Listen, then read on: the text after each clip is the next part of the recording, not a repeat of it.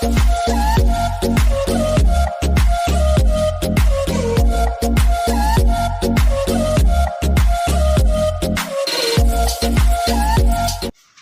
நம்ம ராசி டிப்ஸ் சேனலில் தோசைக்கல்லில் தோசை ஒட்டாமல் வர்றதுக்காக நான் ஒரு வீடியோ அப்லோட் பண்ணியிருந்தேன். அந்த வீடியோவில் ரியா தியாங்கிற சகோதரி அரிசியை பவுடராக்கி அதை கரைச்சி உடனடியாக தோசை சுடுவது எப்படி அப்படின்னு ஒரு வீடியோ கேட்டிருக்காங்க. அவங்களுக்காகவும் நம்ம சேனலோட சப்ஸ்கிரைபர்ஸ் வியூவர்ஸ் எல்லாருக்காகவும் தான் இந்த வீடியோ நான் அப்லோட் பண்ணியிருக்கேன். ஹலோ ஃப்ரெண்ட்ஸ், வெல்கம் டு ராசி டிப்ஸ். எல்லோரும் எப்படி இருக்கீங்க? நல்லா இருக்கீங்களா? இன்றைக்கி நம்ம ராசி டிப்ஸ் சேனலில் நம்ம சூப்பரான இன்ஸ்டண்ட்டாக தோசை எப்படி ரெடி பண்ணுறது அப்படின்னு தான் இந்த வீடியோவில் பார்க்க போகிறோம். ஃப்ரெண்ட்ஸ், நம்ம நார்மலாக இட்லி தோசைக்கு மாதிரி ஊற வச்சு புளிக்க வச்சு தோசை சுட வேண்டியதில்லை. இந்த தோசைக்கு ஒரு பவுடர் மட்டும் நம்ம ரெடி பண்ணிட்டா போதும். இன்ஸ்டண்ட்டாக தோசை எப்படி ரெடி பண்ணுறதுங்கிறத பார்க்கலாம். வாங்க வீடியோக்குள்ளே போகலாம்.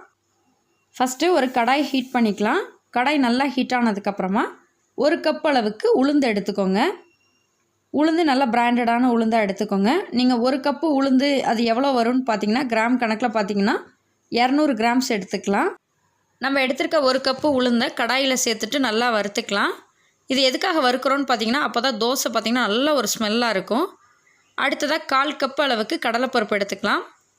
கடலைப்பருப்பு கண்டிப்பாக சேர்க்கணும். அப்போ தான் தோசையோட கலர் நல்லா கிடைக்கும், தோசை ஸ்மெல்லும் நல்லாயிருக்கும், தோசை பார்த்திங்கன்னா நல்லா மொறு மொறுன்னு இருக்கும். இதோட 1/2 டீஸ்பூன் அளவுக்கு வெந்தயம் எடுத்துக்கலாம். இப்போ நம்ம சேர்த்துருக்க ஒரு கப்பு உளுந்து, 1/4 கப்பு அளவுக்கு கடலைப்பருப்பு, 1/2 டீஸ்பூன் அளவுக்கு வெந்தயம், இது 3ஐயும் சேர்த்துட்டு நல்லா வறுத்துருங்க. நல்லா வாசம் வர்ற வரைக்கும் வறுத்துடலாம். நம்ம வறுத்துட்டு சேர்க்குறனால நமக்கு நல்ல தோசை ஸ்மெல்லாக கிடைக்கும். ஃப்ரெண்ட்ஸ், நீங்கள் இப்போ டேரெக்டாக வறுக்கிறத விட உங்களுக்கு இப்போ இந்த நம்ம சேர்த்துருக்க இன்க்ரீடியன்ட்ஸ் எல்லாத்தையும் நீங்கள் அலசிட்டு கூட வெயிலில் நல்லா காய வச்சுட்டு அப்போவே பார்த்திங்கன்னா நல்லா பொறு பொறுன்னு இருக்கும். அதோட கடாயில் சேர்த்து நல்லா வறுத்துட்டு நீங்கள் எடுத்துக்கலாம். உளுந்து, கடலைப்பருப்பு, வெந்தயம் எல்லாம் நல்லா வறுபட்டுருச்சு. இதை ஒரு பிளேட்டில் கொட்டிட்டு நல்லா ஆற வச்சுருங்க. அடுத்ததான் நான் எடுத்திருக்க பொருள் என்னென்னு பார்த்தீங்கன்னா இட்லி ரவா தான் எடுத்திருக்கேன். இது டிபார்ட்மெண்ட் ஸ்டோரில் கிடைக்கும். இது அதிகபட்ச பேருக்கு தெரியறதுக்கு வாய்ப்பு இல்லை. இது அரிசியோட குருணை தான். இது 1 கிலோ பார்த்திங்கன்னா 44 ரூபா போட்டிருக்காங்க. ஆனால் நான் இதை விட கம்மியான ஆஃபர் ப்ரைஸில் தான் வாங்கினேன். ஃப்ரெண்ட்ஸ், இப்போ ஒரு பவுல் எடுத்துக்கலாம். இப்போ ஒரு கப்பில் 3 கப் அளவுக்கு நம்ம இட்லி ரவா சேர்க்குறோம். நீங்கள் கப்பு மெஷர்மெண்ட் உங்களுக்கு புரியாட்டி நீங்கள் 500 கிராம்ஸ் அளவுக்கு இட்லி ரவா சேர்த்துக்கலாம். 200 கிராம்ஸ் உளுந்து, 500 கிராம்ஸ் இட்லி ரவா. இல்லை அப்படின்னாலும் ஒரு கப்பு உளுந்து, 3 கப் அளவுக்கு இட்லி ரவா. இப்போ நம்ம எடுத்துருக்க மெஷர்மெண்ட் சரியாக இருக்குது. உளுந்து நல்லா ஆறிடுச்சு. இதை ஒரு மிக்ஸி ஜாரில் சேர்த்துட்டு நல்லா நெய்ஸாக அரைச்சிருங்க. எந்த அளவுக்கு நெய்ஸாக பவுட்ரு பண்ண முடியுதோ அந்த அளவுக்கு பவுட்ரு பண்ணிடுங்க. நம்ம எடுத்து வச்சுருக்க இட்லி ரவாவில் ஒரு சல்லடை வச்சுட்டு அரைச்சி வச்சுருக்கிற உளுந்த மாவை சேர்த்து நல்லா சலிச்சிடலாம். கண்டிப்பாக சலிக்கணும், இல்லாட்டி அரைப்படாத உளுந்தெல்லாம் திப்பி திப்பியாக நிற்க ஆரம்பிச்சிடும். அரைப்படாத உளுந்தை திரும்பவும் மிக்ஸி ஜாரில் சேர்த்துட்டு நல்லா நெய்ஸாக பவுட்ரு பண்ணிக்கோங்க. நம்ம எந்த அளவுக்கு மாவை பவுட்ரு பண்ணுறோமோ அந்த அளவுக்கு மாவோட டெக்ஸ்சர் ரொம்ப சூப்பராக இருக்கும். இப்போ instant dosa mix powder ready ஆகிடுச்சு.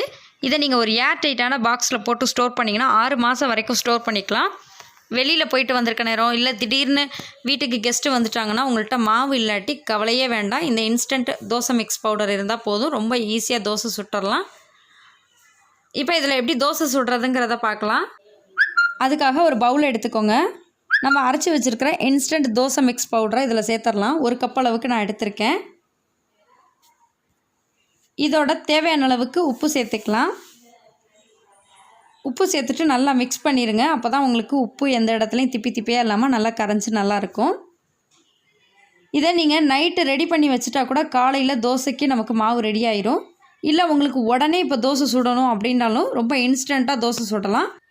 1 கப்பு இன்ஸ்டன்ட் தோசை மிக்ஸுக்கு 1/2 கப் அளவுக்கு கெட்டியான தயிர் எடுத்துக்கலாம். நீங்கள் உடனே தோசை சுடணுன்னா மட்டும் நீங்கள் தயிர் கலந்துக்கோங்க, இல்லாட்டி தயிர் தேவைப்படாது. உங்கள்கிட்ட தயிர் இல்லாட்டியும் நீங்கள் லெமன் ஜூஸ் கூட சேர்த்துக்கலாம். இப்போ இதோட தேவையான அளவுக்கு தண்ணி சேர்த்து மாவு பதத்துக்கு நம்ம கரைச்சி வச்சுக்கலாம். தோசை மாவு எப்படி இருக்குங்கிறது எல்லாருக்குமே தெரிஞ்ச ஒரு விஷயந்தான். அந்த மாவு பதத்துக்கு நம்ம கரைச்சி வச்சுருங்க. நீங்கள் கரைச்சி வச்சுட்டு ஒரு மூடி போட்டு மூடி வச்சுட்டா கூட தண்ணி பத்தாத மாதிரி தெரியும். அதுக்கப்புறமா தேவையான அளவுக்கு தண்ணி சேர்த்துக்கோங்க.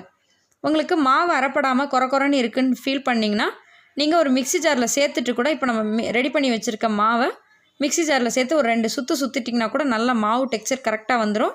அதுக்கப்புறம் கூட நம்ம தோசை சுட ஆரம்பிச்சிடலாம். நல்லா மிக்ஸ் பண்ணிட்டு கொஞ்சம் நேரம் வச்சுட்டாவே மாவு இந்த மாதிரி புளிச்ச மாதிரி நல்லா பொங்கி வந்திருக்கும். நம்ம தோசை சுட ஆரம்பிச்சிடலாம்.